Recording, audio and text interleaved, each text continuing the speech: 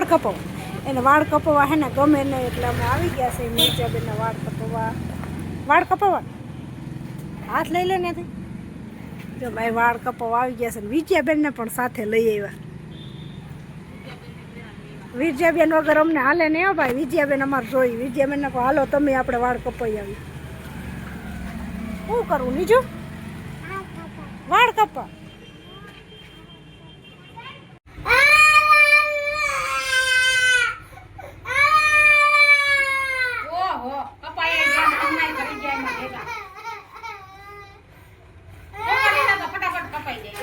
થઈ ગયા જો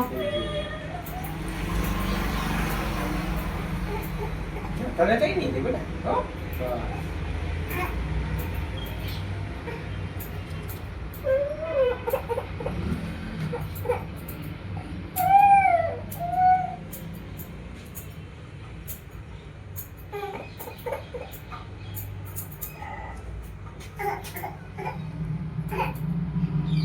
બોલો દીકરાના ફોટા જો આમ જો પડદામાં જો કેવા છે જો.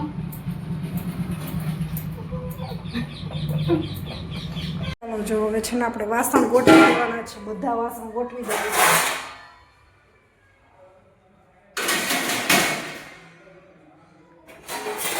બધા વાસણ ગોઠવી પછી આપણે રસોઈ બનાવવાની છે.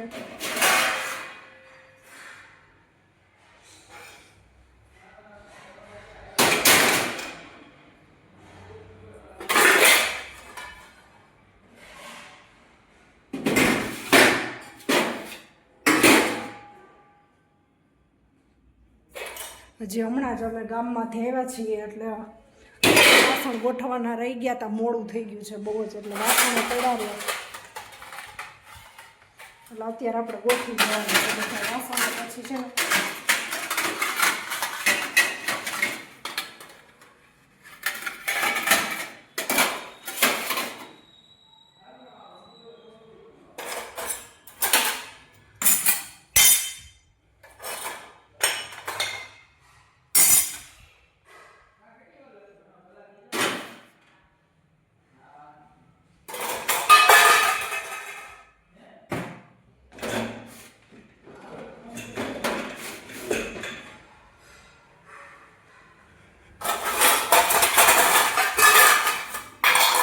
આજે મિર્જાબેનના વાળ કપાવ્યા અને ગામમાં એક આટલા લેવા એટલે મોડું થઈ ગયું છે. અને હું પણ પાર્લરમાં ગઈ છું એટલે વાર લાગે નકર તો ફટાફટ.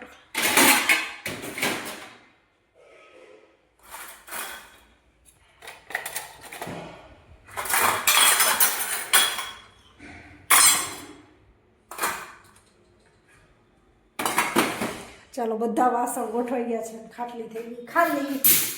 તો આપણે ખાટલી એની જગ્યાએ મૂકી દેવાની છે. અને હજી આપણે એને અત્યારે કપડાનું મશીન ભર્યું છું. સૂકવવાના છે અત્યારે હમણાં. ચાલો આપણે કપડાં સૂકવી દઈએ બધા. ચાલો બધું કામ થઈ ગયું. હવે આપણે છીએ ભગવાનના ધૂપ દીવા કરવાના છે અત્યારે.